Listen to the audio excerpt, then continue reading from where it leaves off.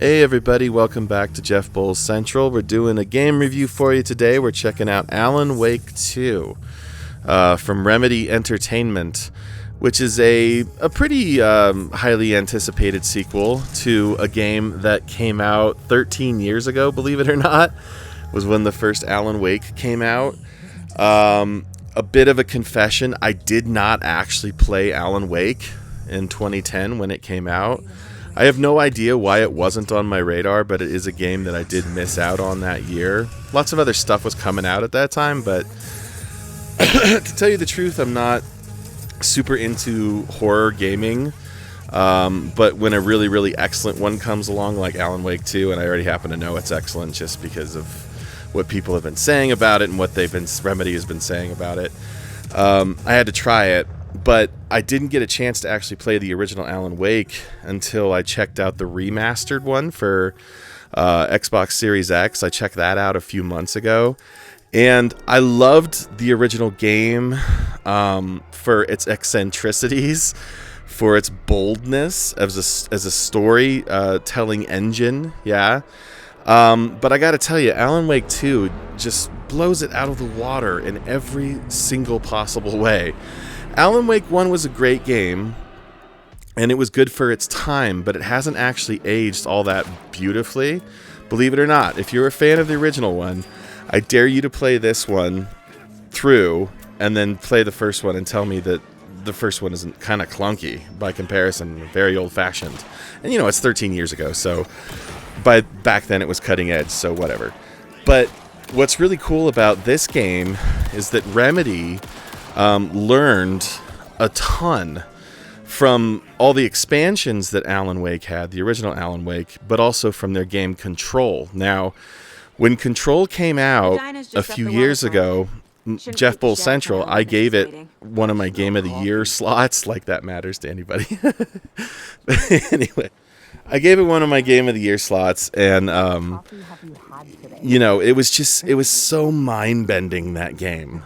Like, I loved every second of Control. Holy cow. Like, again, the funny thing is that I actually am a horror writer. I do write a lot of horror. Sometimes unintentionally, that's just how it comes out of me. But if you, like, you know that I'm a writer. If you've been on my channel, you know that I'm a writer and a musician. But I'm actually not that into experiencing horror. In any form. Like, I wasn't really raised on it. That's just how it is with me, right?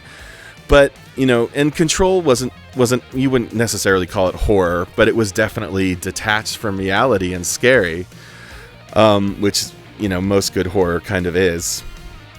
I mean, that game had it all going on, but, like, look at this footage from this. This is a music video / dark escapist / dark realm. Everything's infested and evil. It's a game within a game, a story within a story. There's two characters, not just one main hero.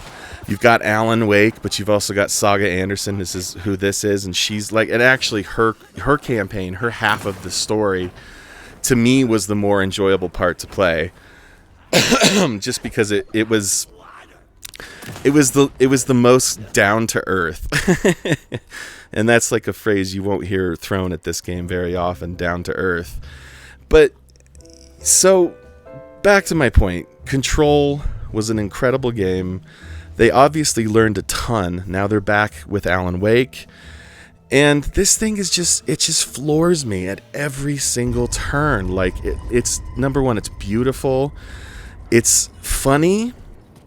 It's dark, it's scary, it's so surreal and so quirky that you just can't help but fall in love with it, especially if you're like into Twin Peaks, for instance, or True Detective, or any of these kind of like more slightly off-kilter detective type experiences. You know, the first game was kind of built on this conception of it being like a long DVD show series marathon, because that's actually when it came out, when DVD binging was a new thing, right? And this kind of relies more on some more like interwoven. It's like imagine a piece of like tempered samurai steel, like a nice Japanese samurai sword, and how they fold all these intricate layers of steel to make one solid cutting edge. Like, that's how I imagine this game, and that's like, unfortunately, in order to talk about it, you've got to kind of use abstract terms like that, because it's not going to be like anything you've ever tried before. But what's really cool about it is that just kind of describes the tone, the settings, the characters, everything about the story. But what it doesn't describe is the action, and the action is actually really spot on. Like, the action in the first Alan Wake was probably one of the better things about it.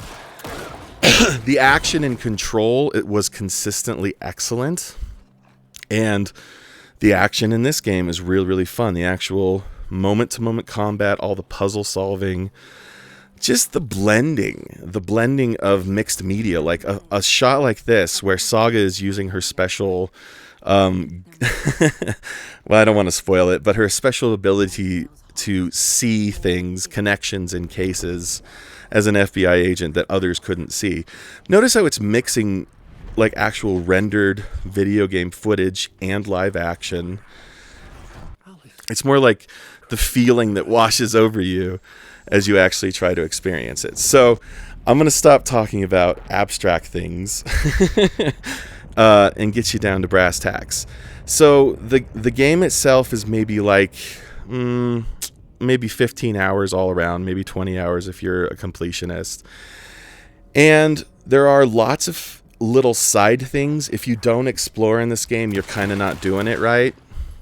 So all those manuscript pages that Alan was famous for, because this is again, it's hard to explain, but it's a story about a writer who's trapping people in his own creation while being trapped in his creation, while something even darker than all of that is looming.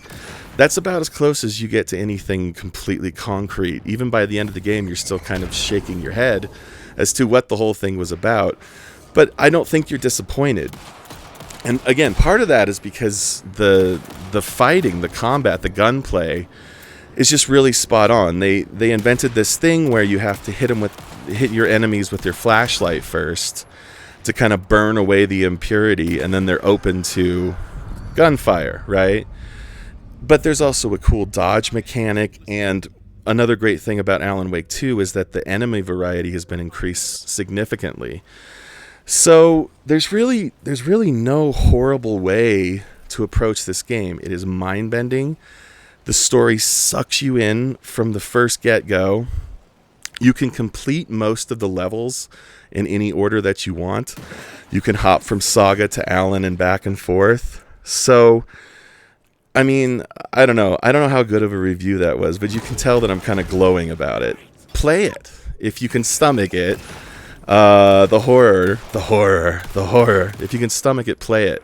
Because I promise you, it's going to be a very unique experience, not like something you're probably likely to play anywhere else at this time, the year 2023. So I'm giving Alan Wake 2 a 9 out of 10.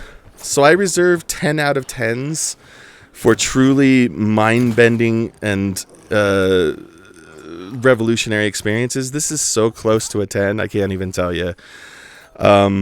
It's definitely better than Alan 1.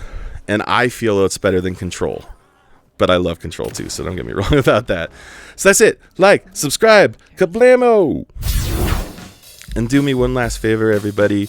Check out my latest album. This is Bridges Burned by Audiophile. That's me.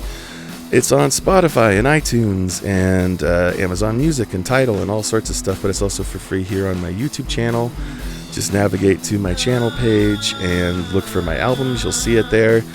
Lots of cool rock music and some kind of retro sounding stuff and some acoustic stuff.